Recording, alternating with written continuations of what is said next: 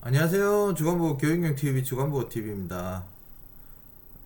오늘 원래 비상문 자동 개폐 장치 관련해서 말씀드리려고 했는데, 그거 내일로 좀 미루고, 제가 이게 영상 만들다가 생각이 좀 들어가지고, 오늘 하루 생각해 봤는데, 조금 뭔가 더 중요한 게 있는 것 같아서, 제가 얘기하고 싶은 게 있어가지고 오늘 영상 이를 급하게 다시 만들었습니다. 만들었는데, 제가 지금 요새 뭐 하고 있냐면은 이 종사자들 처우 관련해서 이렇게 여러 분들을 만나고 있어요. 기자처럼 진짜 뭐 이렇게 얘기를 하고 있는데, 뭐 창업 지금 하시려는 분들, 대표자 분들께서 지금 많으셔가지고 이 창업을 하는데, 물론 오늘 같은 경우에 비상문 자동 개폐 장치 이것을 설명하는 게 맞는데, 그걸 이래 하다 보니까 무슨 생각이 드냐면은, 이거 뭐 몇십만 원 싸게 하는 거 이런 거 가르쳐 주는 이런 정보보다 이 철학적인 이 개념과 지금 이 장기요양 실태 이런 것에 대해서 이제 종사자들 처우 관련해서도 제가 얘기를 해보다가 이게 빨리 좀 얘기를 드리고 싶어서, 일단 센터를 만약에 이제 대표자분들께서 이제 설립하기 전이시라면은 이 설립 전에 좀 알아야 될 게 있지 않나 이런 생각이 들어서 제가 몇 가지만 좀 얘기를 좀 하고 가려고 그래가지고 이 방송을 급하게 좀 만들었는데, 뭐 교육용은 아니에요. 오늘 이 내용은 교육용은 아니고, 제가 생각할 때 뭐 한번 생각해보자 이런 취지로 제가 말씀드리는 건데, 요새 이제 그 종사자 관련해서 제가 다른 분들, 일하시는 분들, 뭐 주변에 이래 센터에 뭐 근로자분들 이런 분들하고 뭐 근로자 이제 제가 아는 지인들 뭐 이런 분들 이래 가지고 이제 얘기를 하고 있는데, 일단 얘기를 들어보면은 사실은 이제 요새 제가 원장님들을 많이 만나가지고 그런지 몰랐는데, 이제 이 인터뷰 하기 전에 그 전에 이제 원장님들 대표자분들을 많이 만나서 그런지 모르겠는데, 저는 이제 얘기 듣는 거는 보면은 이제 근로기준법이 사실상 이 근로자한테 유리해요. 대표자보다 근로자한테 많이 유리하기 때문에, 우리도 이제 뭐 대표자들도 뭐 함부로 해고를 한다든가 뭐 이런 부분이 없거든요.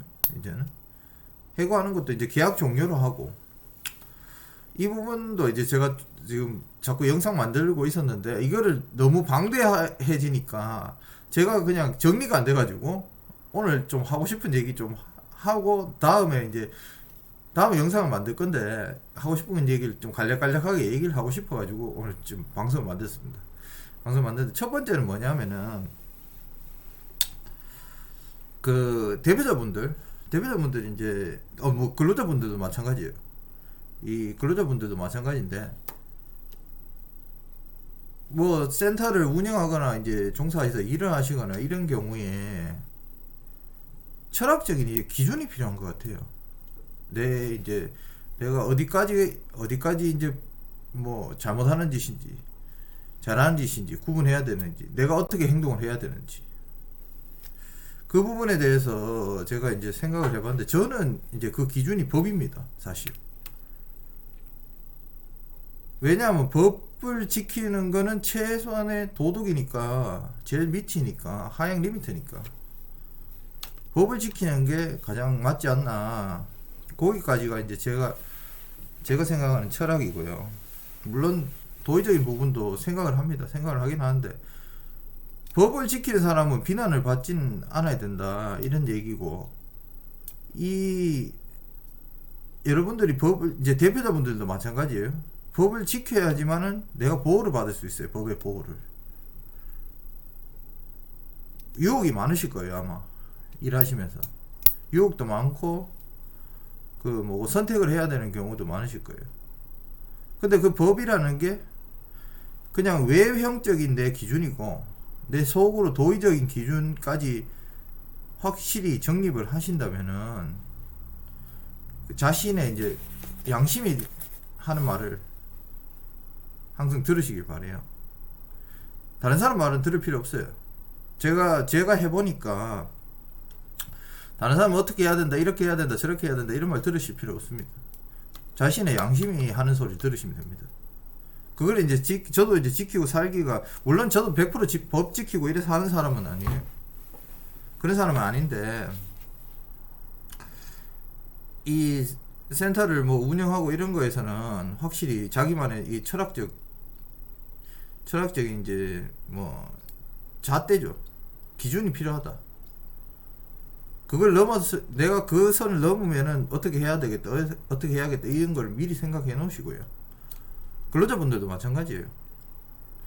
아, 이게 이래 보면은 뭐 도의적인 부분에서도 넘어가기 시작한다면은 어떤 행동을 취하시는 게 맞아요. 그렇기 때문에 뭐 제가 취재하다 보니까 몇 가지 이제 보이는 게 있어가지고,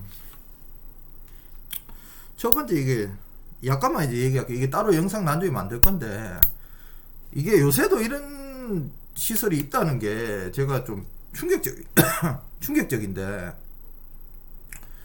이제 사실 다음에 이제 복지사 쌤들도 부르고 게스트로 부르고 이제 요양사 쌤들도 부르고 간호사 뭐 간호조무사 다 이제 종사하시는 분들 다 한 번씩 불러보려고 이제 제가 이제 취재를 다녔는데, 이거 취재를 다녀보니까 이 요양사건 뭐 사회복지사건 뭐 모든 직종이 거의, 간호조무사건 뭐 보면은 일단 근로시간 안 지키는 데가 되게 많아요.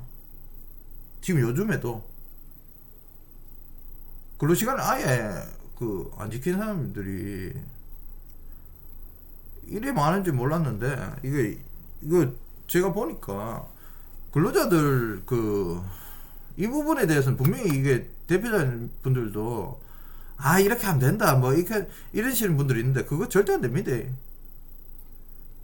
근로기준법 확실하게까지는 내가 말을 안 드릴게요. 확실하게까지는 아니더라도 뭐 30분 이래 해가지고 뭐 그거 가지고 뭐 그런 거는 안 그래요. 제가 얘기 들어보니까 뭐 하루에 2시간 3시간 그냥 더 하는데도 뭐 그냥 뭐 돈도 안 쳐주고요. 연장 근로도 안 쳐주고 뭐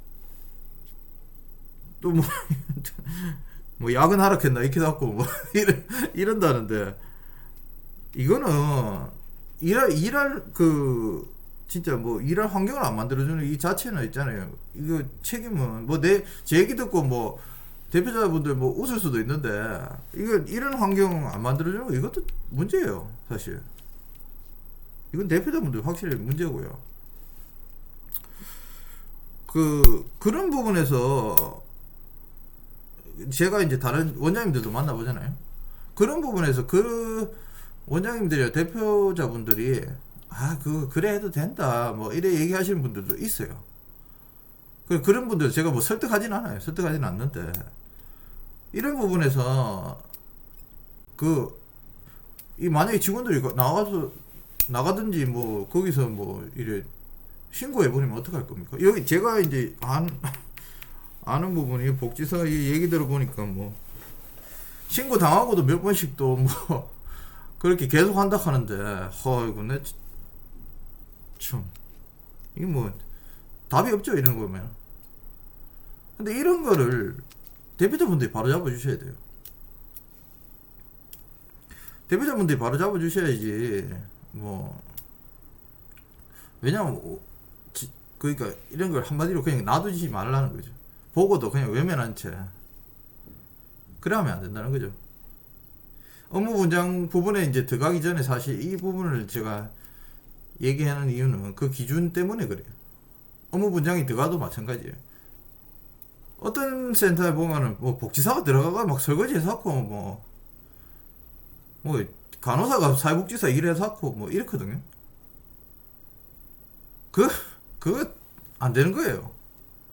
그럼 간호사를 말라 쓰고 간호사, 요양사, 뭐 사회복지사 이래 왜 놨겠어요, 법에서 업무 분장은. 그 법 만든 사람들 무시하지 마십시오. 그분들도 아주 많은 그 공부를 했는 분들이고 그런 분들인데 뭐 요양사 해라, 요양사 써라, 간호사 써라, 사회복지 써라, 뭐 가로주부서 써라, 시설장 있어야 된다. 이런 법을 만든 거는 다 그분들이 다 연구해가지고 아 이래 있으면 되겠다 이래 생각해서 하는 거거든요. 근데 그런 걸 전혀 안 지키는 그런 센터도 지금 많더라고 보니까. 아 요새 시대에도요. 요새 시대도 많아요. 그게 뭐 제가 근로자들 뭐 좋으라고 이 얘기하는 게 아니에요. 지금 제가 이제 3자 입장에서 봤을 때 이렇게 하시면은 대표자분들이 나중에 가서 여러분들이 살아남지를 못해요 사실상. 그리고 여러분들이 이 고발당할 위험도 굉장히 높아요. 그럴 때 여러분들 그 한번 맞아보신 분들은 알 거예요. 뭐 현지조사나 이래 맞아보신 분들은 고용청에 만약에 이제 뭐 누가 신고를 들어가면 고용청에서 이제 그 지자체로 일단 공단에 가겠죠. 공단에 갔다가 지자체에서 발동은 현지조사 발동은 지자체에서 해요. 발동을 하겠죠. 이제 복지부에서 의뢰해가지고 그 지사에서 건강보험공단 지사에서 어느 센터 좀 현지조사 하게 해주십시오. 그냥 해가지고 뭐 그래 되겠죠. 그래 돼버리면은 이제 막 다 두들겨 맞아요. 그냥 다 환수당하고 그래 되는 사태를 그거를 이제 물론 진짜 자기가 잘못해가지고 악덕업주도 있죠. 그런 사람 말고 진짜로 몰랐는데 그런 거 현지조사를 맞고 그렇게 된다 하면은 뭐 억울할 것까지는 아니지만은 진짜 참담하겠죠. 그럼 여러분들은 물론 공부도 많이 하셔야겠지만은 이 관련 이제 일을 이제 업무 분장 같은 거 이런 것도 그리고 근로기준법이라든가 이런 거에 대해서 뭐 노무사를 두시고 뭐 얘기를 하시든지 어쨌든 이 법이라는 기준을 넘어가면 안 된다는 거죠. 제가 여기서 말하는 건 뭐 근로시간 복지사가 뭐 복지사로 예를 들게요. 복지사가 뭐 30분 일찍 나와가지고 뭐 일 준비한다고 30분 일찍 출근하고 뭐 그냥 9시 9시 출근해서 8시 퇴근인데 뭐 8시 반에 나와가지고 뭐 이거 준비하고 이런 거 해가지고 뭐 하는데 그거 이래 모른 척 했다고 그런 얘기 하는 게 아니에요. 뭐 2시간 3시간 뭐 4시간 뭐 이렇게 일 시키면서 더 시키면서도 그 돈 안 쳐준다는 거. 요양보호사 쌤들도 뭐 2시간씩 뭐 일 더 시키고도 돈 안 준다는 거. 이런 부분에서 제가 이제 말씀드리는 거예요. 그런 부분을 그냥 자기가 이제 왜냐면 돈 더 나가니까 그냥 무시해서는 안 되는 게 제가 결코 이게 그 근무자분들도 이게 오해하시지 말은 게 제가 뭐 여러분들한테 잘 보려고 이런 거 얘기하는 건 아니에요. 이거 왜냐하면은 저는 지금 그런 생각을 하거든요. 좀 있으면 이제 사실상 우리 이제 대표자들 이제 원장들의 이제 대표자들 이 원의 존립에 관해서 위협을 당하는 날이 올 거라 생각해요. 저는 그날이 멀지 않았다고 생각하는 사람이에요. 그렇기 때문에 이 방송도 그런 의미에서 하는 거고 이것도 왜 쓰고 있냐 하면은 제가 이제 나중에는 아마 다른 원장님들한테 미움받을 소리도 할 거예요 아마. 그렇기 때문에 이제 뭐 저도 뭐 우리 가족들 이런 사람들 뭐 피해 안 보게 하려고 이렇게 하고 있고요.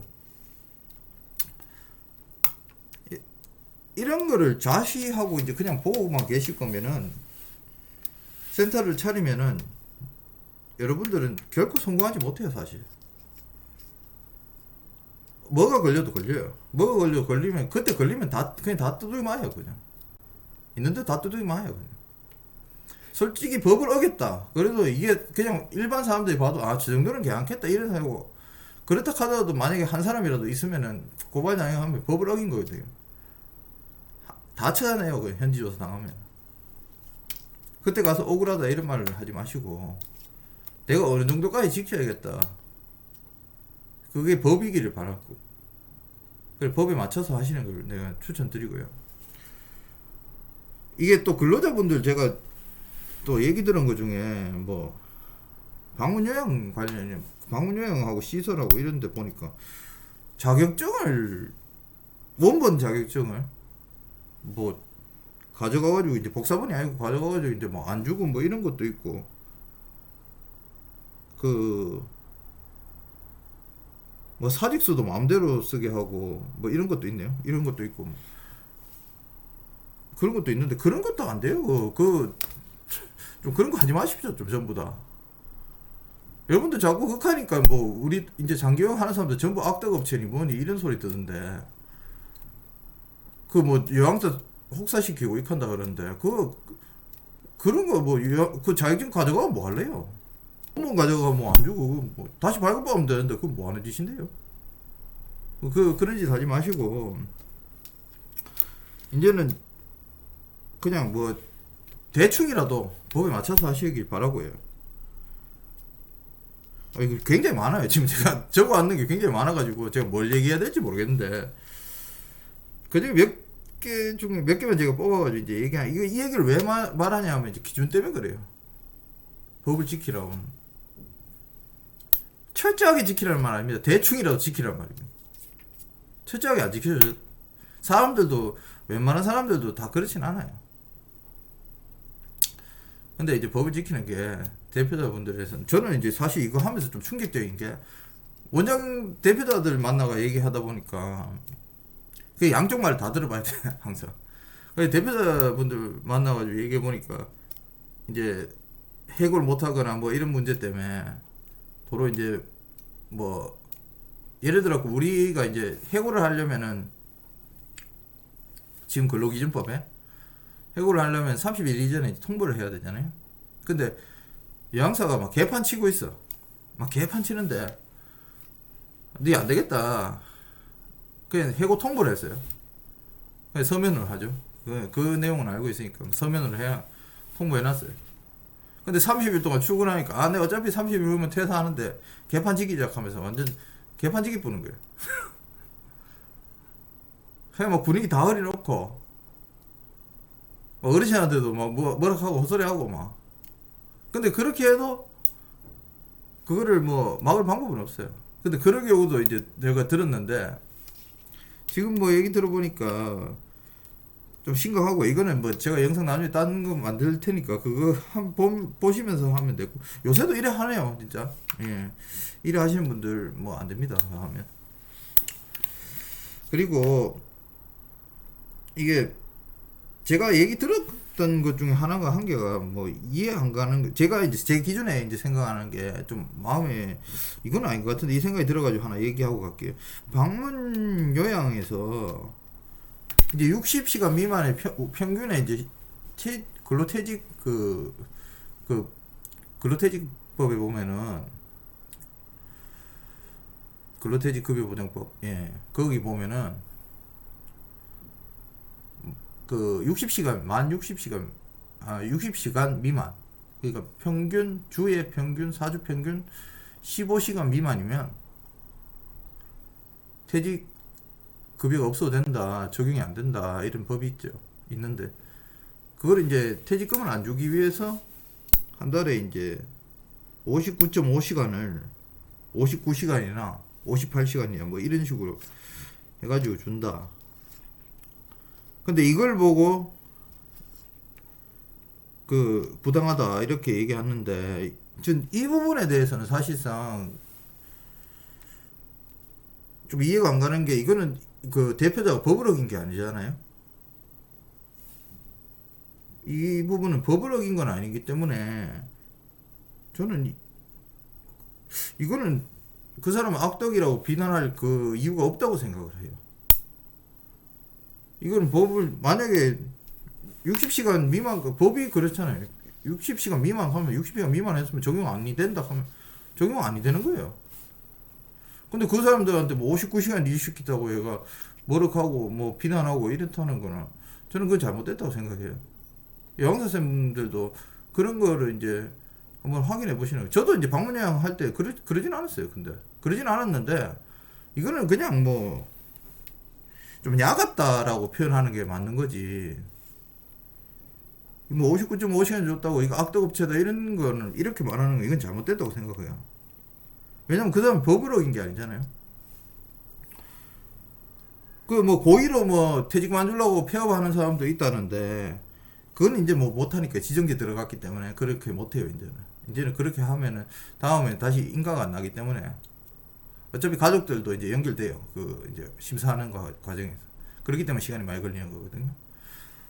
근데 이제 제가 말하는 거는 그 근로자분들도 확실한 기준에 의해서 이 사람이 뭐 이게 사업이기 때문에 일이고 이 사람이 좋다 나쁘다 원작이 나쁘다 좋다 이런 거는 배제하십시오. 그냥 그런 판단은 하지 마시고 이 사람이 법을 어기는지 안 어기는지 그걸 보시는.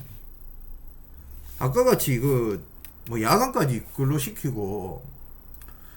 근로시키고 이런 분들을 내가 하락했나 이러면 근로하지 마십시오. 그냥 근로하지 말고 이 사람 그래가지고 자기들한테 부당하게 이제 퇴사시키면 그거 부당해고로 고소하십시오. 그 고발하십시오. 고소가 아니죠. 예. 그 고용청에 고발하십시오. 신고하십시오. 고발이 아니고 신고하십시오. 신고하시면 됩니다. 누가 봐도 이건 부당해요. 내가 저도 대표자라고 저도 남 밑에 있어 봤잖아요. 저도 옛날에는 이런 근로기준법 이런 게 없었지만은 적용을 하고 이러진 않았지만은 지금은 시대가 바뀌었어요. 시대가 바뀌었기 때문에 여러분들이 만약에 이게 완전 아까 얘기한 것처럼 자기가 출근 일찍 해가지고 20분 일찍 와가지고 준비하고 이래가지고 하는데 내 부당 근로 시간 넘어갔다 이러는 건 저도 제 생각에는 아닌 것 같은데 물론 도의적인 부분도 아까 말씀드렸지만 좀 있긴 있어요. 근데 만약에 그 사람도 그렇게 싫다고 하면 그것도 바꿔줘야 돼요. 무조건 니 칼출근 칼퇴근해라 이래 해야 돼요. 그게 법이니까. 고의적 폐업하고 이거 퇴직 그만두려고 이래 가지고 이제 인건비 비율을 못 맞출 건데 이렇게 하는 거는 이제 가족을 둔다든가 이래 가지고 이제 인건비 비율을 맞춘다 이랬는데 이것도 또 마음에 안 드는 건 맞네요. 이런 거 고의 폐업은 이제 못 하니까 그렇게 하시면 되고요. 지금 이 장기요양에 문제는 많습니다. 문제는 많은데 이런 부분은 제가 이제 저도 이게 유튜브 하면서 진짜 공부를 좀 많이 하는 게 이런 부분에서도 좀 공부가 많이 돼요. 저한테도 이게 좀 도움이 되는 것 같아요. 이게 이 얘기를 왜 들어야 니 뭔 상관 있는데 그 얘기 듣고 댕기노 이런 말을 하시는 분들이 많은데 여러분들이 이 소리에 귀를 안 기울이고 그런다면 우리 얘기도 할 수가 없어요. 우리 얘기도 제가 이제 좀 할 건데 저는 이제 주간보호지만은 주간보호 다른 시설도 있지만은 주간보호지만은 요양원 같은 경우에는 요양원 관련해서 제가 말씀드릴 게 많아요. 요양원 원전 대표자분들은 제가 이게 2022년에 근로기준법 55조 그 바뀌는 거 그거 예전에 종사자편에서 말씀드린 적이 있잖아요. 그날이 아마 우리한테 어린이날 사태처럼 어린이집 사태처럼 그런 날이 되지 않을까 이런 생각이 들어요. 근로기준법을 적용을 하면은 제가 한 번씩 이제 심심해서 해보거든요. 해보는데 솔직히 이 답이 없어요. 이게 간단하게 제가 말씀드리면은 이 요양원 같은 경우에 야간이 있잖아요. 야간 근무를 이거 제가 지금 못 보여드리고 제가 한 1년 후쯤에 제가 계산해가 보여드릴게요. 요양원 같은 경우에 이 야간 근무를 하고 이걸 하면 요양사 월급이 엄청나게 올라가요. 그래 주는 게 어디 있노? 다른 사람 다 그래 주는데 그래 주노? 조리원이나 옛날에 요양사 선생님이나 야간에 휴무 시간 이제 장난질 쳐가지고 그래 하는데 있는데 중간에 휴무 그거 이제 인정 안 됩니다. 그거 좀 있으면 이제 다 뽀록 나게 돼 있어요. 지금 옛날에는 그 근로기준법 자체가 그게 없어가지고 사람들이 잘 알지도 못했고 인지하지도 못했고 그런 부분이 있어가지고 목소리가 안 나와서 그렇지. 그냥 사람들이 그냥 뭐 요양사분들 같은 경우에 야간을 하니까 그냥 뭐 남들 다 그래 하니까 이래 받고 하면 되겠다 이래 가지고 하는 거지. 그리고 또 그분들이 이제 연세가 좀 있으신 분들이면 아이고 내가 여기서 일 못하면 또 딴 데가 어디 가가 일하겠노 싶어가지고 그냥 문제를 안 만들고 일하니까 그렇게 했는 거지. 물론 요양사분들 그 요양사분들 중에 막 개판 치는 요양사도 있어요. 제가 이 인터뷰를 뭐 근로자만 했는 게 아니고 뭐 대표자분들도 양쪽 얘기를 내가 다 들어보고 지금 근데 좀 많이 부족하다 싶어가지고 제가 방송을 안 만들고 있는데 이 얘기 나중에 다 모으고 나면은 제가 그 방송을 만들 겁니다. 만들 건데 이게 중간중간에 알아가면서 이제 참 별의별 일이 다 있어요. 대표자분들이 불쌍할 때도 있고 근로자분들이 불쌍할 때도 있어요. 근데 그 기준을 이제 불쌍하다, 불쌍한 게 아니고 부당하다 안 부당하다 이걸 따지는 게 이제 법이니까 지금 만약에 창업을 하시는 분들은 이 기준을 법에 세워 두시는 게 저는 맞다고 봅니다. 그렇기 때문에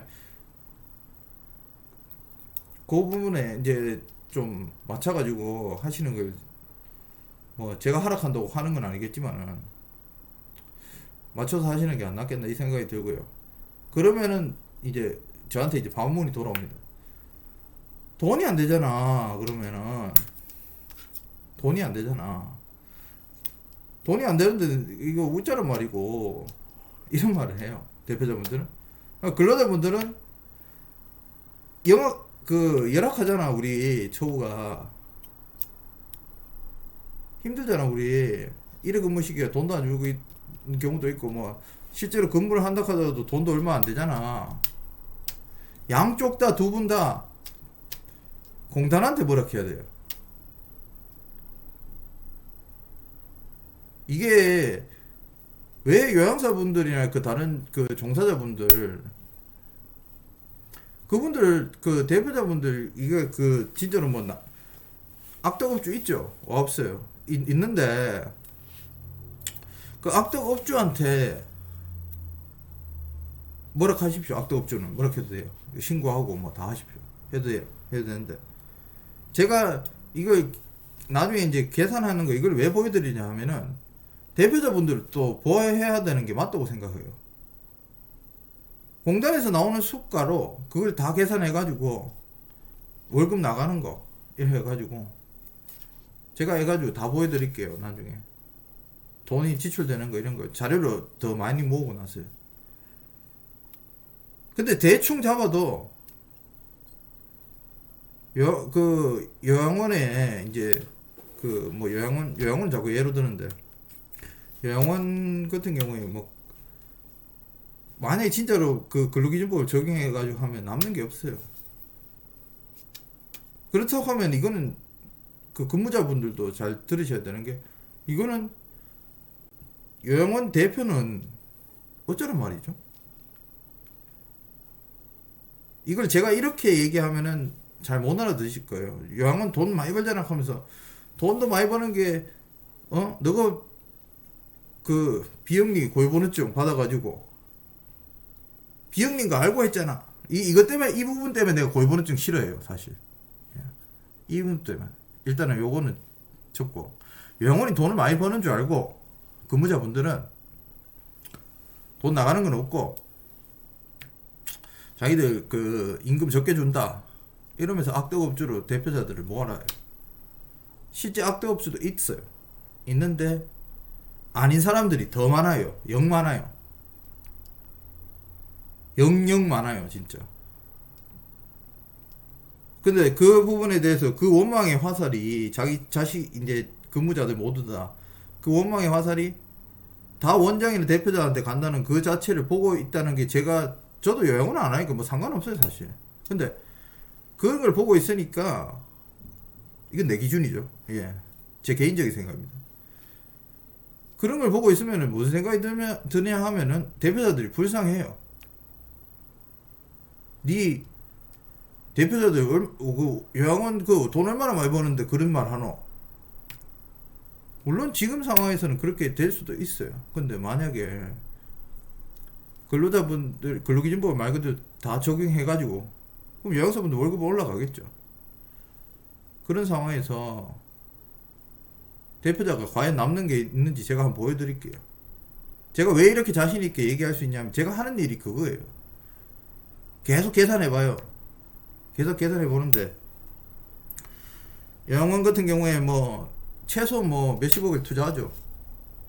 뭐 많이는 100억 단위까지 하시는 데도 있고 큰데 같은 경우에 공사하고 뭐 이런데 근데 그분들이 그냥 내가 100억 투자해가지고 막 50억 투자해가지고 이거 본전 뽑자 이렇게 하는 사람이 과연 몇 명이나 있을까요? 물론 그거 가지고 아 내가 진짜 사회 이 어르신들을 위해서 열심히 해야겠다. 난 돈 버는 거 없어도 된다. 이렇게 일하자. 이런 사람도 없어요. 돈 벌려고 하는 거 맞아요. 돈 벌려고 하는 거 맞고 조금 이제 그거 한다 하더라도 근데 이거 뭐 50억 투자해가 내가 뽕을 뽑자 이런 사람 아무도 없어요. 웬만해서는. 있긴 있어요. 악덕업자 아까 얘기한 대로. 거의 없어요. 진짜. 근데 그런 사람들은 나중에 제가 이 방송 하는 것 중에 나중에 이제 데뷔해가지고 이거한데 그 요양원 하신 대표님들 제가 솔직히 보호하고 싶어서 얘기하는 것도 있어요. 물론 근무자도 마찬가지예요. 아까 얘기하는 이 부담근무 시키는 거 이런 거에 대해서도 이 방송에서 다 얘기할 거예요. 나중에. 그런 얘기해도 돼요. 충분히. 그건 내 기준에서 똑같으니까. 제가 유튜브 키고 있는 이 순간에는 사실상 그냥 제 3자 입장에서 보고 있어요. 그런 마음가짐을 하고 있어요. 제가 이 가면 벗으면은 다시 원작으로 돌아가지만은 여기서는 제가 3자 입장에서 보고 있어요. 이 근로자분들도 확실하게 이제 제가 답답한 거는 확실하게 알지도 못하면서 대표자들을 악덕업자라 하는 경우가 있고 근무자들을 정확하게 대표자도 마찬가지예요. 근무자들이 상황이 예를 들어서 내가 뭐 야간 근로해 돈도 안 받고 하고 있는데 다른 사람한테 가가지고 지가 좋아서 하고 있다.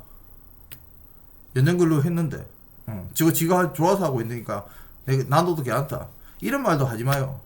이거는 그냥 그 기준대로 항상 맞춰가 하십시오. 그런 과정들을 속내를 모르잖아요. 전부 다. 대표자는 근로자 저건 해도 된다 이렇게 하는데 그것도 잘못됐고 근로자도 마찬가지예요. 대표자가 저거 돈 많이 버는데 저렇게 산다. 돈 삥땅 친다. 근데 여러분들 실상 한번 그런 말을 하시는 분들한테 제가 묻고 싶은데 진짜 계산 한번 해보시고 그런 말을 하시는지 제가 궁금해요. 저는 항상 이게 계산하고 지출 나가는 거 이게 내가 빼자먹은 게 없나 이런 걸 보고 이제 요양원도 해봐요.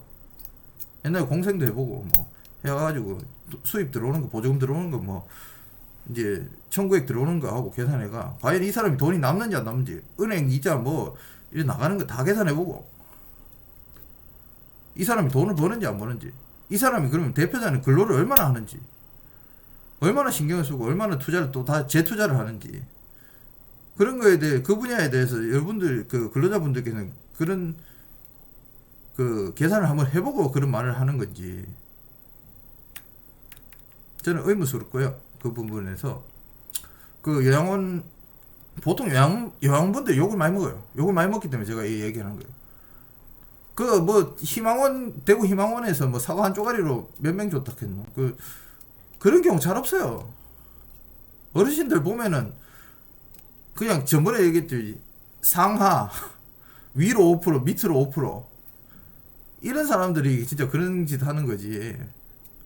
대부분의 사람들 대표자도 마찬가지예요. 어르신 보면은 잘하고 다만 그 기준이 다 다를 뿐이지.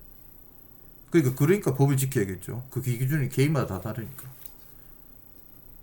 그 기준이 다를 뿐이지. 여러분들이 막 욕하는 그런 악덕이 장교양 그 요양원 원장들 전부 다 악덕업자인 줄 알아요. 다른 사람들은 보면 고생도 안 하고 돈만 그 어르신들 돈 빨아먹는다 해서고 그런 걸 제가 옆에서 보고 제 주간목은 좀 덜해요. 사실 주간목 왜 덜하냐 하면은 이게 눈에 보이거든요. 좀 그러니까 어르신이 집에 갔다가 왔다가 하고 보호자들이 언제든지 또 들어가고 볼 수 있어요. 제가 뭐 밥 먹는 거라든지 뭐 이런 거든 뭐 사진도 그렇지만은 뭐 요양원도 그건 마찬가지인데 요양원 면에도 좀 지정해 있고 이런 데가 많기 때문에 가다 놓고 뭔 짓을 하는지 모른다. 또 야간이 있잖아요. 그러니까 그러니까 제가 사실상 이제 요양원이나 공생하시는 분들을 말리는 이유 중에 하나예요, 사실. 그런 대우를 받을까봐. 그 요양원이나 이제 뭐, 이게 주간보호 팁인데, 뭐 요양원하고 병살하시는 분들도 여기 들어가 보실 거잖아요. 그래가지고. 근데, 여러분들이 어쩌면 그런 거를 대표자분들께서는요, 그런 걸 감내하셔야 할지도 몰라요. 그리고 근로자분들은 제가 하고 싶은 얘기 뭐냐 하면은, 저는 이게 지금 매년마다 지금, 요번 연도는 못 올렸어요. 매년마다 제가 10만원씩은 최소 월급을 올렸는데, 직원들을. 그냥 뭐, 주더라도 한 10만원씩 올리는 게 이게 이 정도는 할 수 있겠다 싶어. 매년 이래 올렸는데, 요번 연도에 못 올렸어요. 왜냐면 토요일 수가하고, 이동 서비스비 줄어드는 거하고, 뭐 다 계산해 보니까 저도 많이 힘들어져 가지고, 요번 연도에 못 올랐어요. 그럼 그게 뭐냐면 다 법이 개정돼서 그렇거든요. 사회복지사건 뭐 모든 직종 그 요양사건 뭐 간호조무사건 뭐 간호사든 이 모든 직종의 분들이 이 원망의 화살을 최저임금 받으시는 분들 많잖아요.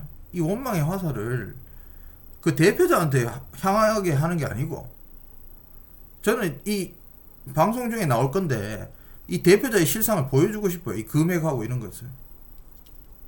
알 수 있어요. 다 알 수 있어요. 그 복지사 하시는 분들 다 하잖아요. 회계하니까. 돈이 얼마 나오고, 얼마 들어오고, 다 하시잖아요. 그럼 요양원 하신다면, 그 복지사 하는 분들도 한번 생각해 보십시오. 자기가 한 몇십억 투자해가지고, 뭐 은행 낼 거 돈 다 내고, 뭐 빚도 있겠죠. 그런 거 다 내고, 뭐 이래 해가지고 계산하고, 한번 해보십시오, 진짜. 한번 해보시고 과연 이 사람이 돈을 얼마나 벌겠다 놓치는 게 없는지 뭐 이런 거 한번 보고 다 볼 수 있어요. 알 수 있어요. 한번 계산해 보시면 알 거예요. 돈 많이 번다. 와 이거 투자가 이거밖에 못 버나 이런 말도 나오실 거예요. 아마. 돈 진짜 많이 버는 사람도 있겠죠. 뭐 식비 줄이는 사람도 있고 그런 사람들도 뭐 잘한다고는 얘기 못 하겠지만 여러분이 그런 기준을 한번 세워보시고 제가 이제 그런 이 장기요양 자체에 그 모함을 그것도 좀 얘기하고 싶어요. 모함 장기요양이 관련해서 이제 이거는 대표자분들 얘기인데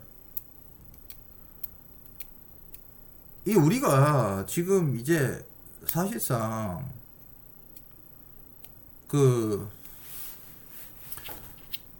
우리가 이제 대표자분들 어쩌면은 저는 그날이 멀지 않았다고 생각해요. 사실 지금 제가 판단할 때는 지금 당장은 못해요. 왜냐하면은 왜 못하냐면은 지금 민간 자본이 많이 투자됐잖아요. 요양원하고 이런 시설들을 다 국가에서 살 수가 없잖아요. 지금도 살라 그러면 뭐 돈이 엄청나게 들어가야 되겠죠. 더군다나 요새는 뭐 코로나니까 코로나 사태 때문에 뭐 돈도 없을 거고. 근데 그게 이제 지금 당장은 안 돼도 한 몇 년 안에는 예를 들어서 방문 요양 같은 경우에는 시설 같은 경우에는 다 하나씩 사야 되잖아요. 안 사도 돼요. 아니면 망하게 해도 돼요. 망하게 하기까지 하겠습니까만서도 이제 어렵게 만들죠. 계속 어렵게 만들면은 이제 자기가 알아서 망하는 거죠. 방문요양 같은 경우에는 이제 센터 하나에 대구에 센터 하나만 있어도 돼요. 크다라면은 다 가면 되니까. 아니면 그 근처 사람을 해가지고 하면 되니까. 이제 자꾸 기계가 발달되고 있죠. 전화기로 뭐든지 다 될 수 있어요. 이게 더 발달되면은 요양사 선생님들 한 번 이래 한 달에 한 번 두 번이라 오는 것도 이제 안 올 수도 있겠죠. 그러면 이제 주간보호나 요양원 단기보호 이런 시설은 지금 생각하실 때 아마 그렇게 생각하시죠. 저거 많아져 봐야 얼마나 많아지겠노 이렇게 생각하시는데 지금 당장은 안 되겠죠. 조금씩 잠식에 들어가면은 개인 시설이 없어질 수도 있어요. 완전히 없애지 못해도 한 한 70%까지는 그 사회 서비스원이 다 이제 가는 그런 시스템으로 갈 수는 있어요. 그러니까 그 문제가 우리가 과연 그 부분에서 지금 안심하고 있을 상황은 안 돼요. 그 제가 그 부분에 대해서 이제 조금 얘기를 하고 싶어요. 이건 제가 제 개인적인 걸 얘기해드리고 싶은 건데, 일단 첫 번째 고유번호증에 관해서 이 고유번호증을 우리한테 이제 발부하는 이유가,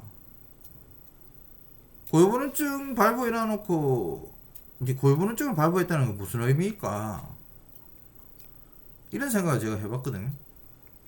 해봤는데 나중에 가면 아마 이럴 것 같아요. 너는 이제 비영리로 했으니까 너는 돈이 남으면 안 된다.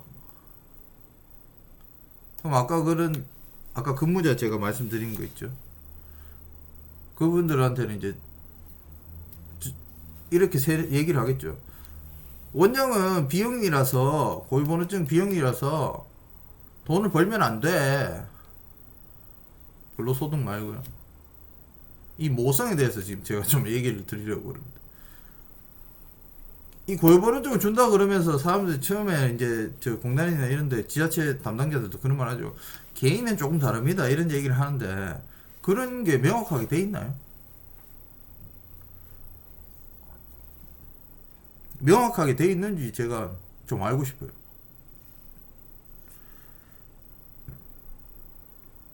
명확하게 안 돼 있잖아요. 명확하게 안 돼 있어요. 고유번호증 고유번호증이에요. 그냥 비영리예요. 돈 벌면 안 돼요. 영리가 되면 안 돼요. 그럼 어떻게 하냐? 지금은 뭐 그냥 내 월급 그 4대 보험 다 내는 거죠 뭐. 그러니까 소득 올리는 방법밖에 없겠죠. 그 지금 이거 그 인건비 비율에 관해서도 이제 얘기를 드려야 되는데, 이 고유번호증을 네가 그 비영리니까 이거 원장 그 예를 들어서 나중에 가서 이제 이런 아까 같은 이제 이런 직원들이 부당한 대우를 받았던 직원들한테 원장이 비영리인데 왜 돈을 벌었을까? 악덕 업자네. 그러고 너가 돈 안 줬다. 이렇게 갈 수 있죠. 그 악덕 업자면 이제 사회적으로는 이제 완전 악덕 업자 되는 거죠, 그냥. 그 부분에서 이제 기타 전출금이라는 부분을 만들어 놨는데, 그 회계 그 교육 가셨던 분들 기억나시나요? 예전에 이제 막 촬영도 못하게 하고 처음에 회계가 도입할 때 그 왜 그랬을까요? 촬영도 못하게 하고 질문도 못 받게 했죠. 그래가 막 옥신각신거리다가 또 그것도 뭐 묻히긴 했는데 그 왜 그랬을까요? 기타 전출금이라는 거에 대한 부분에서 제가 말씀드리고 싶은 게, 무슨 기준이 정확하지가 않아요 사실. 그냥 운영자가 재무회계 규칙 거기 보면 이제 별표 보시면 아는데, 거기 나와 있는데 그냥 운영자의 출금 뭐 이렇게 돼 있는데 그거를 만약에 그 법을 만약에 개정해 버린다면은 이때까지, 아니면 이제 개정도 안 해야 돼. 그냥 이 법은 그냥 이거 너가 개인으로 가져가라는 게 아니었다. 물론 확인은 하겠죠. 그럼 소득세 이제 관련해서도 또 문제가 되겠죠. 거기 내용 중에 그 이제 관항목에 이제 보시면은 그거에 뭐 빚을 갚으라 이런 내역이 그런 내역도 보이지가 않아요. 그냥 진짜로 빚을 갚아도 되는 건지, 기타 전출금에 대해서 한번 그 정확하게 한번 그 기관에 물어보신 적이 있나요? 기타 전출금은 뭐다? 내가 그냥 가져가서 빚 갚아도 되는 건지, 빚만 갚아도 되는 건지, 그냥 빼도 되는 건지, 그러면 내가 가져갔을 때 소득세는 어떻게 되는 건지. 저는 예전에 이제 그 처음에 기타 전출금이 나왔을 때 그게 그 기관마다 전화해가 물어봤어요. 이게 뭔가요? 전출금인데 기타 전출금이 뭐 원주 본사에도 전화하고 뭐 했는데 다 저거 일 아니라고 다 떠넘기는 거예요. 공단에 전화하면은 저 지자체 전화하라고 하고, 지자체 전화하면은 뭐 사통방 전화해보라고 하고, 사통방 전화하면은 자기 일 아니라고 하고, 뭐 지자체 다시 전화하라고 하고. 그거를 제가 볼 때는 그 범위를 어린이집 사태처럼 아마 나중에는 그럴 것 같아요. 이게 제가 틀리길 바래요, 사실 진짜.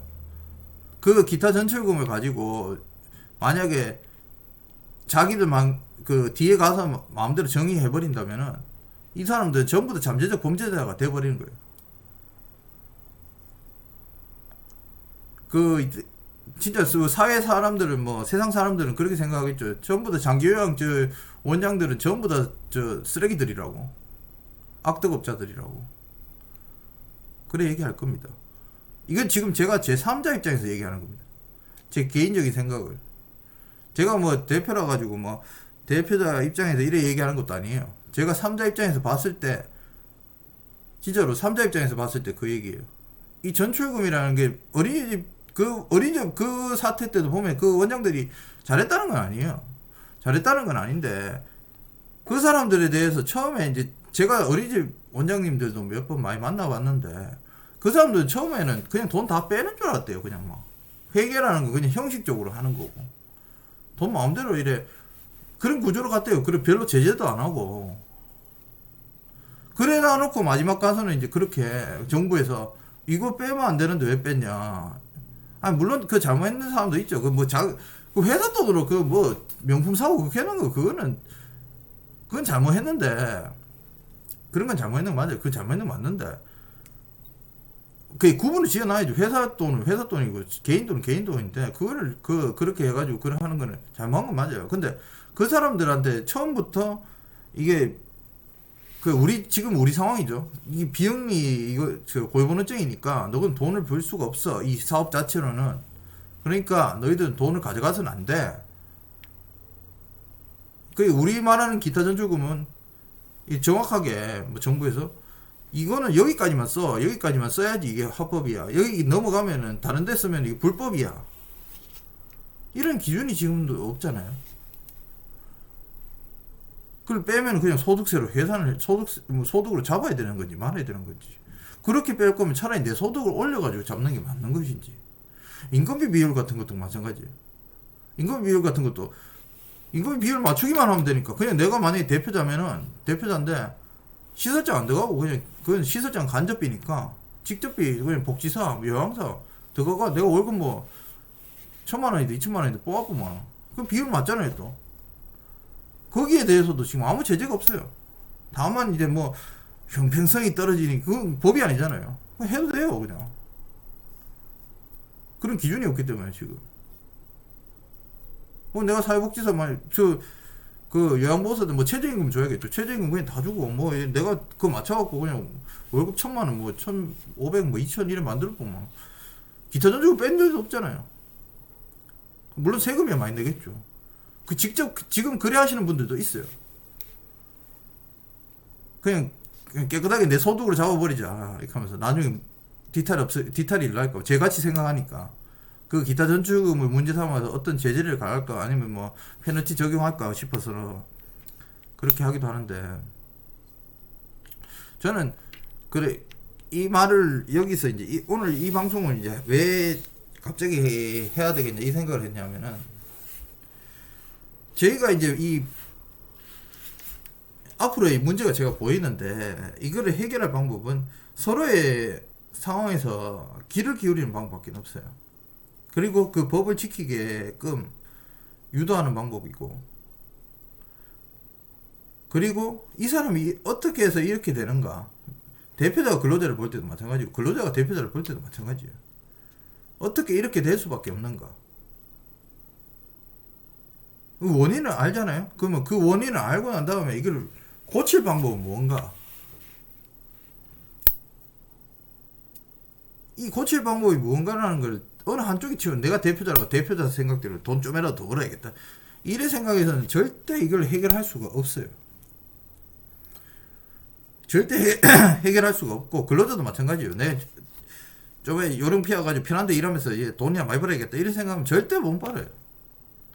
여러분들 뭐 옆에서 소리 지르고 뭐 대표자 향해서 악덕업자 막 하면 옆에서 일 안 하다가 일도 개판 치고 있다가 막 옆에 덩달아서 막 소리 지르는 사람도 있죠. 그런 사람들은 그런 사람들이 많으면 많을수록 우리는 이게 해결이 안 돼요.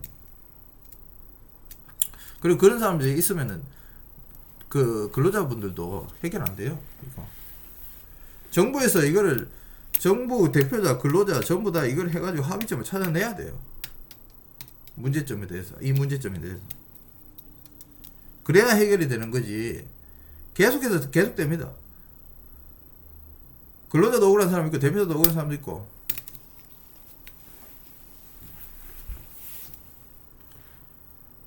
그 이제 아까 얘기한 뭐 우리 이제 모성에서 이제 억울한 점. 뭐 근로자들도 모성이 있죠. 뭐 어디까지 일해야 되고 어디까지 안 해야 되고 업무 분장 부분에서 이런 거에 대해서 이제 확실하게 해야 되는 게 이제 대표적인 맞고, 그거를 이제 더 잘하기 위해서는 정부가 도와줘야 된다는 거. 이 정부를 이제 움직이기 위해서는 이제 대중들이 힘이 모여야 된다는 거. 그 방법밖에 없다는 거죠. 제가 나중에도 이제 방송을 만들 건데,